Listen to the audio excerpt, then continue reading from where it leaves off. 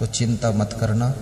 अभी हमारे पास में ग्वालियर के एक भक्त आए थे, अनूप सिंह, मिलिट्री में सर्विस करते थे, रिटायर हो गए, प्रवचन सुनते थे, आकर उन्होंने गुरु मंत्र लिया। उसके बाद बोले गुरुदेव कुछ करना चाहता हूं, रिटायर हो गया फौज से। तो मैंने कहा फिर से पढ़ाई शुरू करो।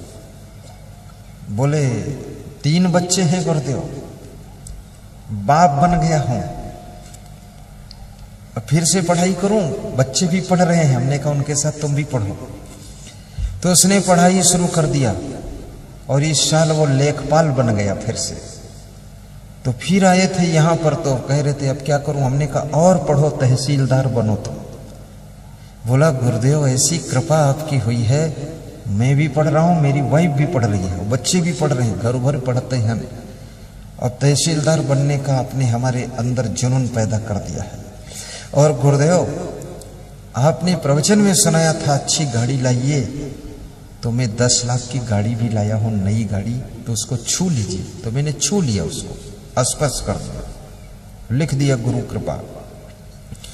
और उन्होंने कहा कि गुरुदेव सब ठीक है, एक भी अवगुण नहीं बचा है, और आपको साल में 2 बार वस्त्र पहनाने का संकल्प है, और 10 रुपये रोज दक्षिणा आपके नाम से जब ध्यान लगाता हूं तब निकाल के रख देता हूं, क्योंकि शास्त्रों में लिखा है 10वां अंश धर्म में लगाने वाले व्यक्ति का कभी भी पतन नहीं होता है, और जो कुछ भी धर्म में नहीं लगाता है उसकी पूरी जिंदगी भी अधर्म में चली जाती है। इसलिए अपनी कमाई का 10वां अंश धर्म में लगाना चाहिए। किसी कारणवश 10वां अंश न लगा सको तो 5वां अंश लगाओ, और 5वां अंश न लगा सको तो दूसरा अंश लगा दो। 100 रुपये कमाओ तो 2 रुपये धर्म में दान करो।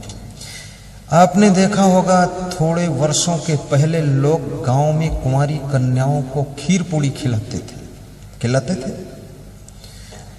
लखीमपुर जिले तरफ खिलाते थे, सब लोग खिलाते थे। गांव की कुंवारी कन्याएं थाली लेकर, कटोरी लेकर खीर पूड़ी खाने के लिए लाइन में बैठती थी, और उनको दक्षिणा भी देते थे, कन्या का सम्मान। और अपने घर में खीर पूड़ी बनाकर उनको परोस कर खिलाते थे, जो भी 100-200 कन्या हो, और कन्याओं को दक्षिणा उस समय तो 1-1 रुपया मिलता था।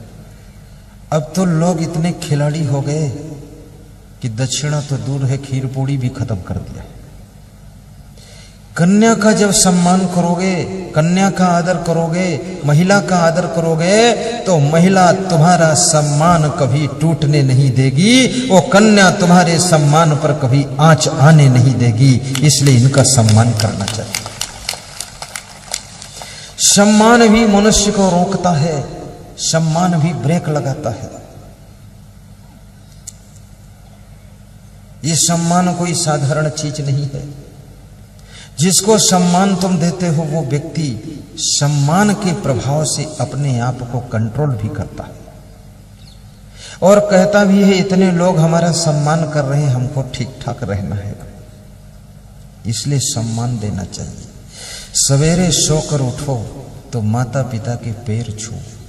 आज मैं छत से देख रहा था, हमारे संत, कुछ संत दूसरे हमारे संतों के आपस में पैर छू रहे थे।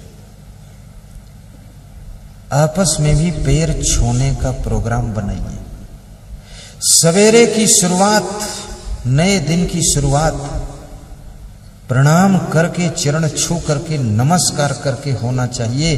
कितने घरों में तो 50-50 वर्ष की उम्र हो गई, 80-80 साल के हो गए, प्रणाम करने का तो नामो निशान नहीं, नमस्कार का कोई काम ही नहीं, धमस्कार चल रहा है। धमस्कार धमस्कार।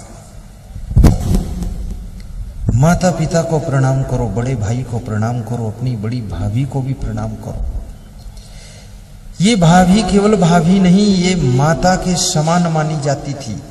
इस कलयुग में लोगों ने तो उसको मजाक की मशीन मान लिया। और भाभियों को भी पता नहीं कि मैं क्या हूं। तुम अपने देवर की दूसरी मां के समान हो, मजाक मत करो, एक दूसरे का ख्याल करो। और प्रणाम करने से याद रखना, नम्रता तो आती ही है, मन में जो गांठ बनी है वो भी खुल जाती है। और कोई भी प्रॉब्लम आई है आपस में दिलों में तो 24 घंटे में अगले दिन सवेरे वो हल हो जाती है। इसलिए एक दूसरे को प्रणाम करना चाहिए।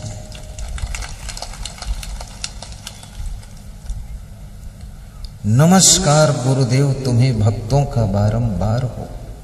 तुम्हारे द्वार पर कोई साधु संत आ जाए उसको भी नमस्कार कीजिए, प्रणाम कीजिए।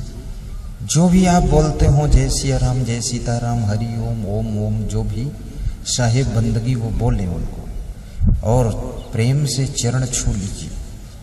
चरण छूने के फायदे आपको पता नहीं, इसके कितने फायदे होते ये हमको पता है।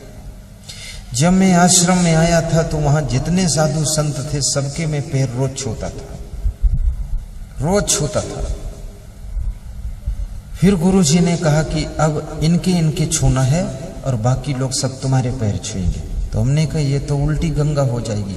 तो गुरुजी ने कहा नहीं, अब तुम उस योग्य हो चुके हो कि इतने लोगों के पैर छूना है और बाकी लोग तुम्हारे पैर छुएंगे, तब ये धर्म की रक्षा हो।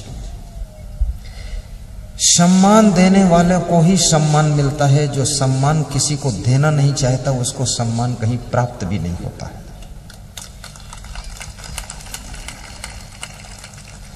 एक सरदार जी सुबह सुबह मॉर्निंग वॉक में निकलते थे और मैं सड़क पर निकला, मेरे आश्रम के पास में उनका घर था।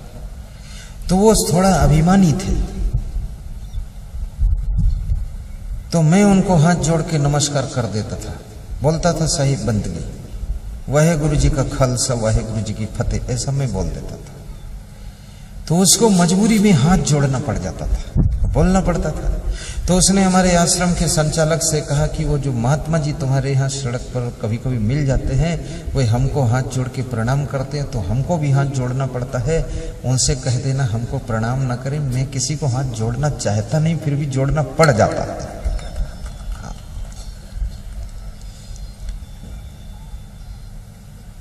बड़े भाई का भी सम्मान करो, और अगर छोटा भाई तुम्हारा बुद्धिमान है तो उसका भी आदर रखना, क्योंकि बुद्धिमान के बिना न घर आगे बढ़ता है, न पार्टी आगे बढ़ती है, न आश्रम आगे बढ़ता है, न बिजनेस आगे बढ़ता है, न सिस्टम आगे बढ़ता है। जो तुम्हारे घर में बुद्धिमान हो, समझदार हो, इंटेलिजेंस हो, टैलेंट हो, उस व्यक्ति का जरा ख्याल रखना, विशेष ध्यान रखना, क्योंकि वो मास्टर माइंड ही तुम्हारे घर को आगे डेवलप की ओर ले जाएगा, आश्रम को विकास की ओर ले जाएगा, तुम्हारी पार्टी को ऊंचे ऊंचाई पर चढ़ाकर बिठा देगा। इसलिए उसका आदर करना कभी मत भूलना, तो कभी तुम नीचे नहीं गिर सकते हो। थोड़ा जोर से ताली बजाया करो, तुम तैयार ही रहा करो। जब गुरुजी दमदार शुरू करें बस रेडी रहो। हाँ, कितना आनंद आ रहा है, बड़ा एकाग्र हो गए लोग, सब झंझट खत्म हो गए। और आज शिवपाल सिंह जी ने भी बड़े ध्यान से प्रवचन सुना है, हंसते मुस्कुराते ही।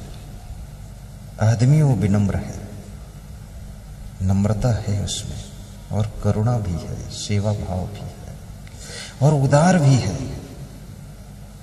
वो बोल रहे थे एक आदमी को कि हम इनसे कहते हैं धन तो बहुत कमाया, कुछ खर्च भी करो धर्म में। वास्तव में धन वाले कंजूस जगत में जोड़ जोड़ मर जाते हैं, और नाम अमर है उन लोगों का जो धन धर्म में लगाते हैं, जो धन धर्म में लगाते हैं। आप अगर अपने कमाए हुए पैसे को साथ में ले जाना चाहते हो, विक्रम सिंह ध्यान देना इधर, कमाई हुई संपत्ति को साथ में ले जाना चाहते हो तो उसे धर्म में लगाइए, परोपकार में लगाइए, सेवा में लगाइए, धर्म प्रचार में लगाइए, सत्संग में लगाइए, भंडारा में लगाइए, आश्रम निर्माण में लगाइए। उस धन को जब पुण्य के कार्यों में तुम खर्च करोगे, वही पुण्य के संस्कारों का बंडल तुम्हारी मृत्यु के बाद तुम्हारे साथ में जाएगा। सीधे डायरेक्ट नोटों की गड्डी नहीं जाती है, लेकिन जो परोपकार नोटों से करते हो उसका पुण्य तुम्हारे साथ जाता है। वही पुण्य तुम्हें अच्छी जगह जन्म दिलाता है, अच्छे घर में जन्म दिलाता है, संस्कारी परिवार में तुम्हारा जन्म होता है। और उसी पुण्य से तुम अगले जन्म में भी सुख शांति और वैभव को प्राप्त करते हो।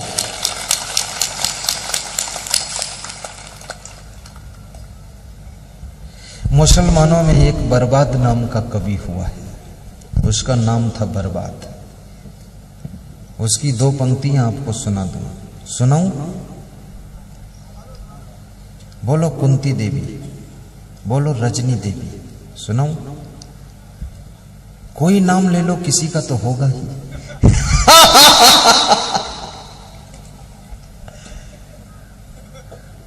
बोलो सुधा सिंह, बोलो सुजाता सिंह, सब इसी में बैठी है, क्योंकि अलग से नाम आएंगे कहां से। और जो मैं नाम ले रहा हूं उनके ले रहा हूं जिनके परिवार में जा चुका हूं और जानता भी हूं। मुझे 1-2 नाम नहीं याद है, करीब करीब मुझे लगता होगा लाखों नाम याद होंगे, लाखों की संख्या में। ऐसा है जयदेव महात्मा की नहीं है? तो खड़े होकर बोलो है। ये देखो जय है, देखो इनका नाम जयदेव महात्मा है।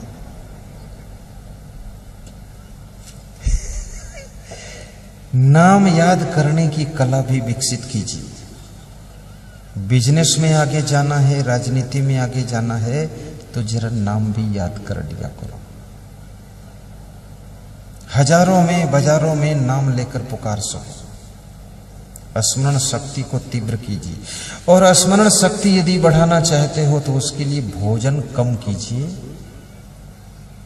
और कठोर परिश्रम कीजिए, शरीर से पसीना भी निकालिए, और साथ साथ में पेट में कब्जियत मत बनने दीजिए, और ठहाका मार के 24 घंटे में 2-4 बार हंसिए भी। ज्यादा गुम सम मत बैठो, नहीं तो बुद्धि गुम हो जाएगी। हाँ, कुछ लोग ऐसे बैठते हैं मन मार करके लगता है कि सब लुट चुका है और इनकी लाश बची है। हाँ, मुंह लटकाए रहते हैं। खुश रहने का स्वभाव बनाइए। कृष्ण भगवान के पास में कुछ था कि नहीं था ये तो मैं नहीं कह सकता हूं, लेकिन उनके पास में हंसी तो जरूर रहती थी, होठों पर हंसी। राम के पास में होठों पे मुस्कान रहती थी, कबीर के होठों पर प्रसन्नता रहती थी, और महावीर और महात्मा बुद्ध के मुखमंडल पर शांति की आभा दिखाई देती थी। और शांति की आभा का दर्शन उसी के मुखमंडल पर होता है जिसके अंदर प्रसन्नता की लहरें उठा करती हैं, जिसके अंदर आनंद परमा आनंद होता रहता है, उसी के मुखमंडल पर आभा दिखाई देती है शांति की। ये शांति ऐसे थोड़ी दिखेगी। इतने लोग बैठे हैं, सभी का मुखमंडल बिलग बिलग तरीके से दिख रहा है। किसी का भयानक रूप दिख रहा है, किसी का डरावना रूप दिख रहा है, किसी का प्रेम रूप दिख रहा है, किसी का करुणा रूप दिख रहा है, किसी का भक्त रूप दिख रहा है, और किसी का बड़ा दुष्ट रूप भी दिखता है, और किसी का तो क्रोधी रूप दिखता है। लोग कहते हैं उनका चेहरे देखे हम डराएंगे, तो भाई चुप्पे बैठ रहे हैं, क्या करें। ये सब रूप होते हैं। अब तुम्हारा कौन सा रूप प्रकट होता है? एक पिता ने अपने बेटे से कहा, जाओ अपनी मम्मी से कह दो 10-12 चाय बना दे, मेहमान आए। बेटा घर के अंदर गया और लौटकर बाहर आया। बाप ने पूछा, बोल दिया? बोले मम्मी का मूड थोड़ा खराब दिख रहा है, इसलिए हमने देखा बोलना ठीक नहीं। तो बोले चाय कौन बनाएगा? बोले आप कहो तो मैं ही बना देता हूं। बेटा तू ही बना ला। अब मूड खराब है मम्मी का, वो बालक पहचान रहा है। और कितने लोग बड़े मूडी डूडी होते हैं, द्वार पर मेहमान आए चाहे भगवान आए, उनका मूड सही होता ही नहीं। अरे ये मूडी डूडी मत बनो। रोज तुम नाराज बने रहोगे, रोज गुस्सा में ही रहोगे, रोज मुंह फुलाए रहोगे, रोज मूडी डूडी बनोगे, तो ये घर की व्यवस्था बिगड़ेगी। मेहमान रोज रोज नहीं आता है, कोई मेहमान कभी आ गया ऐसा भी मेहमान होता है जो शायद जिंदगी में दोबारा लौट करके ना आए। इसलिए भगवान समझ करके हंस करके उसका स्वागत कीजिए, सम्मान कीजिए और उस मेहमान के भाग्य को अपने घर में जोड़ दीजिए। आप कभी ये मत समझना कि मेहमान तुम्हारा खाता है। अभी संतों को जैसे मैंने दक्षिणा दिया है, ये मैंने नहीं दिया है, ये इनके भाग्य की दक्षिणा इनको मिली है। केवल बीच में माध्यम बना हूं मैं, बस ये इन्हीं का था सब संतों को, और इनके आशीर्वाद से इनका भाग्य हमारे साथ जुड़ गया। अब ये जितने संत होंगे, 60 हों या 70 हों या 50 हों, अब ये 50-60 साधुओं का भाग्य जिसमें जुड़ेगा तो सोचो कितना महाभाग्यशाली बनेगा, महाभाग्यशाली बनेगा। जब मैं साधु बना था तो मेरे हाथ में केवल 2 भाग्य रेखाएं थी और आज मेरे हाथ में 8 भाग्य रेखाएं हो गई। और जब साधु बना था 2 बुद्धि रेखाएं थी और आज हाथ में 4 बुद्धि रेखाएं हो गई। और साधु बना था तो वक्ता की रेखा 1 थी, आज 5 वक्ता की रेखाएं हो गई। सब कितना बड़ा, 8 गुना बढ़ गया, 10 गुना बढ़ता जा रहा है। और एक रेखा ऐसी धनुषकार बन रही है कि अर्जुन का धनुष, बिल्कुल जो सोचो वही होगा। ये क्यों बन रही है? ये साधु संतों के आशीर्वाद से और इनका भाग्य हमारे साथ में शामिल हुआ है, इसलिए हो रहा है। अकेले भाग्य से थोड़ी इतनी रेखाएं बनेंगी, इनकी रेखाएं भी हमारे हाथ में आ गई है और इसलिए सफलता मिल रही है। सत्संग में जाओ, वहां भी कुछ दान करो। चुप्पे कमर झाड़ के उधर निकल गए कि हम होशियार निकले, 1 पैसा देवो नहीं करना, सत्संगो सुन ले।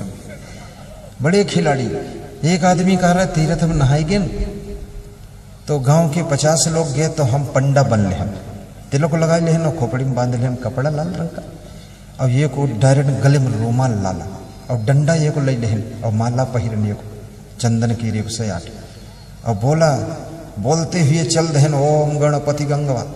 बोला 50 को स्नान करवाए लेहन गंगा में, यहाँ 1 रुपया दान नहीं देन चले आन।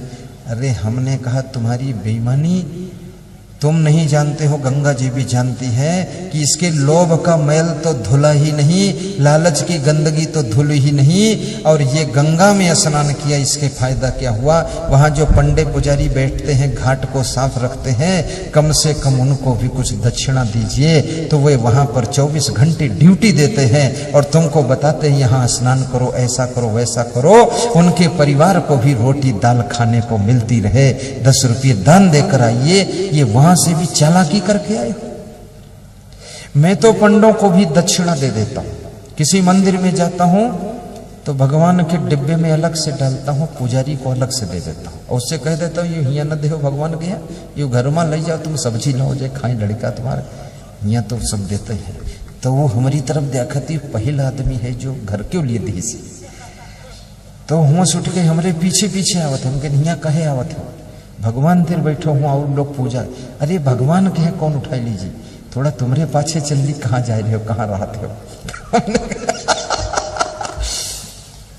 पुजारी को भी दे दो, दिन भर बैठा रहता बेचारा आश लेकर के। नहीं कोई मंदिर में पूजा ना करी। उत्तर प्रदेश में मंदिर तो बहुत बने, कोई पूजा करे या नहीं। कौन पूजा करे? जौन पूजा करे वो खुद कंगाल हुई जी, वो के घर में भाटा खरीदे दाम न रही, वो दिन भर बैठ रही मंदिर में यहाँ, और 2 रुपये कोई देवैया नहीं, तो वो मंदिर में न बैठी, वहां जाएगा अपने घर में धान काटत जाएगा। वो भैंस के यहाँ खरी खावा तो कहा लफड़े में कौन फंसे, यहाँ कुछ मिली उली। गुजरात में हर मंदिर में पुजारी लगा हुआ है, सफाई कर्मी लगा हुआ है, मध्य प्रदेश में लगा हुआ है। गुजरात के हर मंदिर चमकते हैं, मूर्तियां चमकती हैं, सफाई रहती है, और पुजारी को 10,000 महीना देते हैं गांव से चंदा करके, और पुजारी को थोड़ा सा गेहूं आटा दाल भी दे देते हैं, पुजारी के रहने के लिए 2 कमरा भी दे देते हैं और पुजारी का सम्मान भी रखते, तब मंदिर चलता है। खाली मंदिर बना देने से वहां कुत्ते बिल्ली चिड़िया चूहे घूमेंगे, कोई आदमी नहीं आएगा। इसलिए पुजारी का भी सम्मान होना चाहिए और पुजारी को भी थोड़ा दान देना चाहिए। और गांव में मंदिर इसलिए बनाए जाते थे, मंदिर के बहाने ही तुम सब लोग कम से कम शाम को एक जगह इकट्ठे हो जाओ, पूजा पाठ करो, आरती करो, वंदना करो, वहां दिल मिला लो, जो भी मनमुटाव है वो भी खत्म कर लो। लेकिन लोग इतने होशियार है कि अपने दिलों में फाट है तो मंदिर भी गांव बहुत जगह बनाई है कि हम दूसरे के मंदिर में जैबे न करें। अब दूसरे के मंदिर में का दूसरे के भगवान बैठे, भगवान तो वह है। तब कहा ई बनाई नहीं है तो ई मन ना जाए, चाहे भगवान साक्षात बैठे, हम अपने मोहल्ले वाले में जाए। दुनिया की नाटक, तुम्हारे दिल का बेमनस्यता नहीं मिट सकी, द्वेष नहीं मिटा, कलेश नहीं मिटा, क्रोध नहीं ठंडा हुआ, तुम मंदिर चाहे अलग अलग जितने बनाओ, तुम्हारे मन के अंदर शुद्धता नहीं है तो मंदिर बनाने से क्या फायदा। वो जो मंदिर बना हुआ है उसकी सफाई शुद्धता करवाइए, उसी को सेटिंग करिए, रंग रोगन करिए, उसका बड़ा चबूतरा बनवाइए और वहीं जाकर के सब लोग पूजा पाठ कीजिए और सुबह शाम टाइम भी निकाल लीजिए। आपके गांव में आश्रम हो तो आश्रम वाले साधु का भी ध्यान रखो। एक साधु मुझे मिला तो हमने कहा आप कहाँ रहते महाराज जी? बोले अब घूमा करी थे। तुमने कहा क्यों घूमते हो? पहले तो आश्रम में थे। बोले आश्रम में है, गांव क्या कोई आदमी 1 किलो न दाल दीस न चावल दीस, भूखे न मर मिटे महीना खानो इंतजार करन फिर निकल लेन हुआ से न कि चलो नहीं या मरी जियो। अरे उस साधु को सम्मान भी करो, आदर भी करो। उसके यहाँ जाओ तो 1 किलो चावल ले जाओ, आधा किलो दाल ले जाओ, थोड़ी गुड़ ले जाओ, थोड़ा डब्बे में घी ले जाओ कि लो महाराज 100 ग्राम घी है, थोड़ा आप भी रोटी में लगा लेना और महाराज जमे रहो, सत्संग पूजा पाठ करते रहो और गांव कभी आओ मत, अपने आश्रम में जमो और यहीं पर आपके दर्शन करने सब आएंगे। गुजरात में एक साधु मिला, मैंने पूछा कि आप गांव में जाते कि नहीं? बोले मैं तो कभी नहीं जाता हूं। तो हमने कहा फिर? बोले गांव के सब लोग आकर यहीं दर्शन करते, यहीं प्रवचन सुनते और यहीं हमारे खाने पीने का इंतजाम कर देते हैं, हमें गांव जाने की जरूरत नहीं पड़ती है, हम आश्रम को ही बचाते हैं और यहीं प्रवचन सुना देते, सब लोग आ जाते हैं। कितनी बड़ी बात है। तुम्हारे गांव में इतना 5000 की बस्ती, 2000 की बस्ती, उसमें एक साधु को रोटी न मिले तो धिक्कार है इस गांव का। और तुम्हारे गांव में सत्संग समागम हो तो सबको उत्साह होना चाहिए कि हमारे गांव में संत आ रहे हैं, महात्मा आ रहे हैं, साधु आ रहे हैं, मेहमान आ रहे हैं, भगत लोग आ रहे हैं, अनेक जिलों से आ रहे हैं, प्रदेशों से आ रहे हैं, तो हमको सबको अपना अपना द्वार भी साफ सुथरा करना है। ना जाने किसके द्वार पर साधु संत भक्त निकल पड़े दूसरे प्रदेश का, तो कम से कम गांव भर में सफाई तो मिलनी चाहिए। माना कि मैंने भूरे सिंह यादव ने बुलाया है, लेकिन भूरे सिंह यादव ने बुलाया है तो क्या तुम अपने द्वारे घूरे सिंह बन जाओगे और घूर लगाए पड़े? सफाई कर दो। मैं छत्तीसगढ़ में जाता हूं, वहां जाता तो किसी एक व्यक्ति के यहां हूं, लेकिन सबके घर लगभग साफ हो जाते हैं और लिपाई हो जाती है। महिलाएं सुबह 5 बजे उठ करके गोबर और मिट्टी और पानी लगाकर और झाड़ू से लपसी बनाकर और सब लीप देती है। ये यूपी की तरह नहीं, हाथ लिपती नहीं, वहां एक झाड़ू मजबूत रहा तो वह हम लथारे के सब लीप देते। बहुत अच्छा करते हैं हम तो। सब प्रदेशों की लिपाई पोताई झाड़ू लगवाई सब देखें, सब जानी था कहाँ कैसे करते हैं। बड़े गौर से मैं देखता हूँ, कोई काम कर रहा होता मैं सीखता भी हूँ, अगर हमसे अच्छा तरीका है तो मैं तुरंत सीख लेता हूँ, पर उससे कहता नहीं हूँ तुमसे सीखा हूँ, नहीं वो सोची वैधे हैं महाराज जी, कुछ जनते ही नहीं, हमसे सीखे। सीख लेना चाहिए हर व्यक्ति से। अभी मैं गया हुआ था कल फतेहपुरा फिरोजाबाद में, तो वहां माताएं बहनें पूड़ी बना रही थी प्रवचन के बाद, और पनीर की सब्जी बनाए और एक सब्जी और बनाए, हम पहचान नहीं पाए, और खीर बनाए और रायता बनाए। तो बना रही थी और पीछे मुड़ के गुरु जी की तरफ देख लेती थी और फिर मुस्कुराती थी, फिर बेलना शुरू। तो हमने कहा इनको खुशी कितना है, तो हमने कहा पूड़ी मत बनाओ, भूख नहीं, खाएंगे नहीं। अरे बोले खाओ ना, लेकिन देख लियो, सूंघ लियो, छू लियो, बनी जरूर है। हमारे सामने लेकर आए तो एक टुकड़ा पूड़ी खा लिया। पनीर की सब्जी इतनी अच्छी बनी थी, उसको भी ग्रहण किया। खीर नहीं लिया, रायता 1 चम्मच लिया। और हमने कहा कि क्या श्रद्धा है। सब महिलाएं जुट गई बिल्कुल चींटियों की तरह। हिल मिल करके भी काम करना सीखो। किसी के घर ज्यादा मेहमान आए हो तो सहयोग करना भी सीखो। गांव में एक जगह इसलिए बसा जाता है कि एक दूसरे को मदद की जाए, सहयोग किया जाए, उपकार किया जाए, हेल्प की जाए। गांव में इसलिए रहा नहीं जाता है एक जगह पर कि एक दूसरे की टांग खींची जाए, ईर्ष्या की जाए, द्वेष किया जाए, उनके लड़कक बिगाड़ दो, बहुक बिगाड़ दो, भैंस के लिए नांदम जहर डाल दो। ये नरक बनाने के लिए गांव में नहीं रहा जाता है। गांव में एक दूसरे को मदद करके और सबको सहारा दे करके एक दूसरे की रक्षा करने के लिए हम बसते हैं, इसलिए गांव में रहा जाता है। गुजरात में अगर किसी के यहां कार्यक्रम है, पूरे गांव की महिलाएं इकट्ठी होती है, पूरे गांव की। और गुजरात में बहुत बड़े बड़े गांव हैं, छोटे छोटे भी गांव हैं। कोई कोई गांव तो ऐसे हैं जहां की आबादी केवल 150 की, और कोई कोई गांव ऐसे जहां आबादी 12,000 की है। और सब महिलाएं जुट करके, पुरुष जुट करके, पता ही नहीं चलता प्रोग्राम इनका है कि किनका है।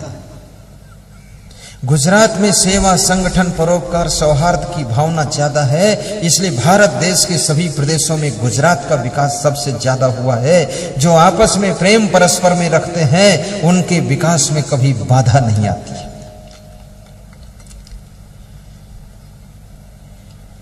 प्रेम की गंगा बहाते चलो, जीवन को निर्मल बनाते चलो।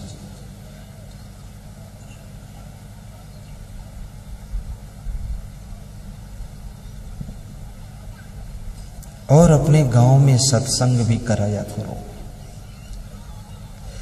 और कभी कभी गांव वासियों को खीर पूड़ी खिला दिया करो। ये बड़ी चुपके से बात आपको बता रहा हूं, ये चतुराई की बात है, इसको सीखना। जितना धन कमाते हो, लोग कहते हैं हमारे उन्नत हो लागे तो सब हमसे जले लागे, ऐसा ज्यादातर लोग बताते कि जलते बहुत है, सब जरे भुने जाते हैं। लेकिन ये जरे भुने क्यों जाते हैं? क्योंकि तुम्हारी उन्नति से उनको कोई फायदा नहीं, इसलिए जले भुने जाते हैं। तुम्हारी उन्नति से सबको थोड़ा थोड़ा परसेंटेज मिलना चाहिए, तो कोई जलेगा भुनेगा नहीं, और तुमको भी जलने नहीं देगा, तुम्हारी रक्षा करेगा, वाह वाह करेगा, तुम्हारी निंदा नहीं करेगा। हाँ, तो अपनी कमाई का 10% तो गांव वालों पर खर्च करना चाहिए। कितने राजा बन जाओ, गांव में कोई जलन नहीं करेगा। 10%। अगर 10 लाख कमाया है, बस फट से 10वां अंश निकाल दो, 1 लाख रुपये। और उस 1 लाख में खीर पूड़ी सब्जी का भंडारा एक बार खिला दो। उसी 1 लाख में गांव के जो बच्चे स्कूल में पढ़ते हैं, और कह दो कि जिसके बच्चे पास हो जाएंगे उनको हम 500-500 रुपये इनाम देंगे। सब खुश हो जाएंगे कि ये आदमी बहुत अच्छा है, बच्चा तो मेरा पास हुआ, पैसा युद्ध से। और तुम क्या करते हो, किसी का बच्चा पास हो जाता है तो तुमका पता ही नहीं है, तुम अपनी अमीरी में भूले हो, तो जलिए तो ही ये लोग। और जो आसपास में गुंडे लफंगे रहते हैं, आपके काम को बिगाड़ते, बिजनेस को बिगाड़ते हैं, तो 10% उनके भी सेवा में लगा दो, ताकि वो नालायक ठंडे रहे, नहीं तो तुम्हारे क्या तमागे लगाते हैं, काम बिगाड़ते हैं। और 10% अपने रिश्तेदारों में खर्च करो, नहीं रिश्तेदार भी विरोध करेंगे, निंदा करेंगे। अरे कहीं है वो बड़े आदमी अपने खोई हैं, अब बड़े हो गए, अब काहे बड़ी हैं, अब तो वहीं ठीक चलते हैं, अपने मन से गाना गावत, तो उनके ऊपर भी खर्च कर दो जो रिश्तेदार हैं। और 10% साधु संत धर्म कर्म में भी लगा दो, ताकि साधु संत तुम्हें दर्शन दें, सत्संग सुनाएं, सद्बुद्धि बनी रहे। अन्यथा बुद्धि बिगड़ जाएगी तो दारू पीना शुरू करोगे, मांस मछली अंडा खाना शुरू करोगे, तो पूरी हस्ती बर्बाद हो जाएगी। इसलिए 10% उन पर खर्च करो। और 10% और बचा है, वो रुपया कहां खर्च करना, राजनेताओं पर खर्च करो। ये नेता लोग जो होते, मंत्री, मिनिस्टर, पार्टी, इन पर, अन्यथा ये तुम्हारे किसी काम का परमिशन ही नहीं बनने देंगे। तुम 100 दांव दौड़ के जी हो कहीं फिर आए और कभी मिलेंगे नहीं। और अगर 10% चुनाव जब आया, इनको एक गाड़ी दे दिया बोलेरो कि आपके प्रचार में लग गए, बहुत खुश हैं। कहा यू आदमी अच्छाई का ध्यान रखेगा। और 2 महीना बाद गाड़ी फिर वापस ले लें, बात खत्म। अब गाड़ी 2 महीना में चुनाव में तो पिटिन जाइए, उसका फिर बेच दो। 6 लाख की गाड़ी 4.5 लाख हम बेच दो, तो 1.5 लाख तो खर्च हुआ। जय बजरंग बली दोसर खरीद में। होशियारी करो। तो ये 50% आपको अपनी कमाई खर्च करनी पड़ेगी, और फिर जो 50% बचे उसमें आप आनंद उठाइए, बिजनेस कीजिए। फिर आपके बिजनेस में, आपके विकास में कोई बाधा नहीं रहेगी, आगे बढ़ते चले जाओगे। सब संकट मोचन का मंत्र बता दिया हम आपको, इसको ध्यान रखना।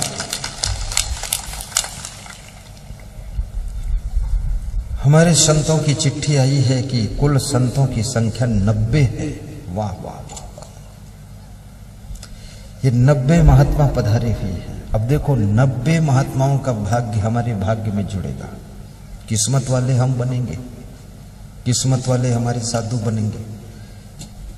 और भोरे सिंह के भाग्य में तो ये सभी का भाग्य जुड़ेगा। ये 90 नहीं, 4000 लोगों का भाग्य जुड़ेगा। मेरा भी भाग्य उसमें जाएगा और डेवलप होगा।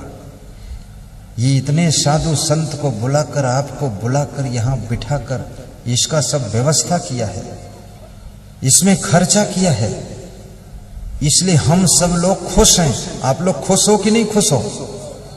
और खुश हैं इसलिए हमारा, आपका, सबका भाग्य इनके भाग्य में जुड़ेगा। तो मैं तो ऐसा सोच रहा हूं, ये आदमी बहुत प्रॉफिट का सौदा किया है, किसी को पता नहीं है। और आप लोग भी इस सौदा को कर देना। सत्संग कर